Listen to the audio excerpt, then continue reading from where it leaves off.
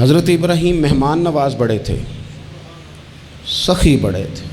حضرت ابراہیم علیہ السلام کے بارے میں نبی پاک صلی اللہ تعالیٰ علیہ وسلم نے فرمایا، سب سے پہلے جس بندے نے کسی کی مہمان نوازی کی تھی نا، وہ حضرت ابراہیم علیہ السلام ہے۔ اس کا ایک معنی علماء نے یہ بھی اس حدیث کا بیان کیا کہ جس نے سونی کر کے، مسجع کر کے، خوبصورت کر کے، تیار کر کے، عزت کے ساتھ، آنر کے ساتھ کسی مہمان کو سب سے پہلے کسی نے اس اہتمام سے کھانا کھلایا، وہ حضرت ابراہیم علیہ السلام ہے۔ زبردست مہمان نواز تھے، زبردست۔ اپنے گھر کے 4 دروازے بنائے ہوئے تھے، 4، اور فرماتے تھے میری خواہش ہے کہ چاروں طرف سے مہمان آئیں، روٹیاں پکتی رہیں، دنیا کھاتی رہے، دنیا آوے کھا کھا جاوے، راضی ہوئے بلا، آئیں لوگ کھائیں، یہ میری خواہش ہے۔ روٹی کھلاؤ، روٹی کھلاؤ، روٹی کھلاؤ، لنگر کھلاؤ۔ حضور صلی اللہ علیہ وسلم سے پوچھا گیا یا رسول اللہ بہترین مسلمان کون ہے؟ تو حضور نے فرمایا جو سلام لینے میں پہل کرے اور کھانا زیادہ کھلائے، کھانا کھلائے، جو جس کا مزاج ہو کھانا کھلانے کا، طبیعت ہو کھانا کھلانے۔ حضرت ابراہیم علیہ السلام اتنی مہمان نوازی کرتے کہ نبی پاک صلی اللہ علیہ وسلم نے فرمایا، یہ ترغیب و ترہیب میں موجود ہے۔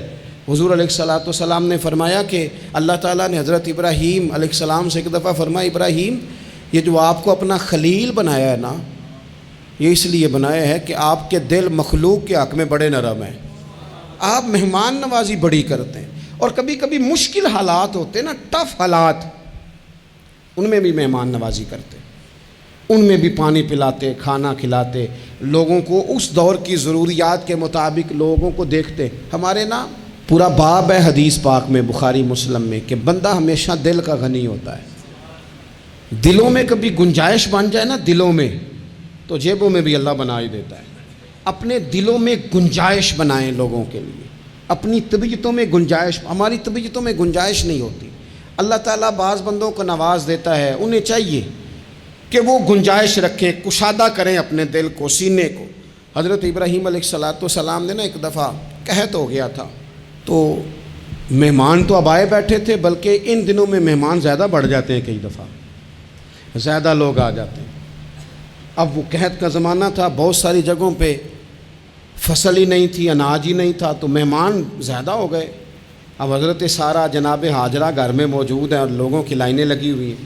حضرت ابراہیم علیہ السلام کا مصر میں ایک دوست تھا، حضرت حکیم الامت نے اس کو لکھا ہے، آپ نے نا اس کو کچھ سامان بھیجا، بوریاں بھیجی، فرمایا یار تیرے پاس گندم ہے تو ذرا گندم کی بھر دے بوریاں، مہمان بڑے آ گئے ہیں، روٹی کھلانی ہے لوگوں کو۔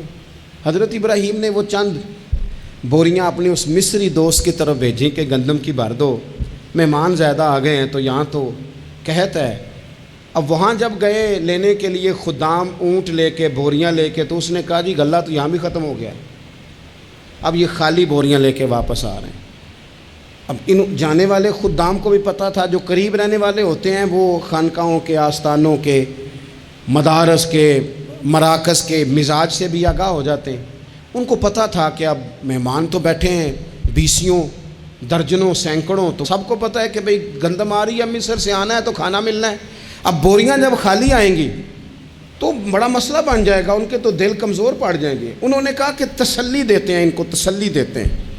رستے میں نا کچھ ریت بوریوں میں بھر لی تاکہ فوری طور پہ دیکھنے والے پریشان نہ ہوں، ریت بھر کے لے جاتے ہیں اور پھر جا کے آرام سے رکھ دیں گے۔ پھر حضرت ابراہیم سے گزارش کریں گے غلہ نہیں ملا، وہ ایک خوبصورت سا آواز کریں گے، لوگوں کو دلوں کو تسلی ہو جائے گی، اور پھر اگلا بندوبست کر لیں۔ اب وہ بوریاں ساری کی ساری ریت سے بھری رکھی۔ حضرت مفتی احمد یار خان صاحب رحمۃ اللہ علیہ نے لکھا ہے کہ وہ بوریاں لا کے جب لوگوں نے آتے دیکھی بوریاں، تو طبیعت لوگوں کی کئی دنوں کا کھانا نہیں کھایا تھا، حشاش بشاش ہو گئیں، بچے، بوڑھے، بیمار، سبھی کے دل تسلی میں آ گئے کہ آج کھانا ملے گا۔ بوریاں ایک کونے میں رکھ دیں۔ حضرت ابراہیم آرام فرما تھے کہیں، یا کسی ذکر و فکر کی مصروفیت میں مشغول تھے، ظاہراً انہیں بتایا نہ گیا۔ اب وہ جہاں گندم رکھی جاتی تھی وہاں جا کے وہ ریت کی بوریاں رکھ دیں۔ وہ خدام وہاں سے ہٹ گئے چونکہ وہ گھر کا حصہ تھا۔ اب جناب ہاجرہ حضرت سارہ اٹھیں، ریت والی بوریاں جب کھولیں تو بہترین گندم نکلی اندر سے۔ اللہ تعالیٰ جب رزق دیتا ہے تو پھر بغیر اور واللہ خیر الرازقین، بہترین رزق دینے والا اللہ ہے، سب سے بہتر رزق دینے والا۔ وہ کھولا ان کو، بہترین گندم نکلی، انہوں نے فوراً کنیزیں جو تھیں ان کو بلایا، گندم پیس لی گئی، اسی وقت کھانا پکنے لگا۔ حضرت ابراہیم تشریف لائے، کھانا چل رہا ہے، لوگ لنگر کھا رہے ہیں۔ اب وہ خدام بھی پریشان تھے کہ بھئی ہم تو لائے تھے ریت، یہ گندم کیسے آ گئی؟ حضرت سارہ اور جناب ہاجرہ قریب آئیں تو خواتین بعض اوقات گھر والوں کو گائیڈ کرتی ہیں کہ یہ والی سبزی بڑی اچھی تھی، یہ والے چاول بڑے اچھے ہیں، یہ جو گندم آپ لائیں یہ بڑی اچھی ہے۔ تو وہ تھوڑی سی گندم ہاتھ میں پکڑی جناب ہاجرہ نے، جناب سارہ نے، حضرت ابراہیم کے سامنے کر کے کہا یہ جو آپ کا مصری یار ہے نا، یہ جو مصری یار نے گندم بھیجی ہے نا، مصری یار نے، کیا بات ہے، خوشبو بھی اعلیٰ ہے، پکانے میں بھی اچھی ہے، 2 لقمے روٹی کے چکے ہیں، ذائقہ بھی کمال ہے، یہ جو آپ کا مصری یار ہے۔ حضرت ابراہیم کہنے لگے چپ کر جا، یہ مصری یار نے نہیں بھیجی، یہ میرے عرشی یار نے بھیجی ہے۔ وَاتَّخَذَ اللَّهُ إِبْرَاهِيمَ خَلِيلًا، وہ جس نے کہا ہے نا ہم نے ابراہیم کو گہرا دوست بنا لیا ہے، یہ اس نے بھیجی ہیں۔ اس کو پتہ تھا کہ جناب خلیل نے کوئی ذات کے لیے نہیں منگائی، اسی کی مخلوق کے لیے منگائی ہے، تو یہ عرشی یار نے بھیجی ہیں، عرشی یار نے۔ اور فرمایا جب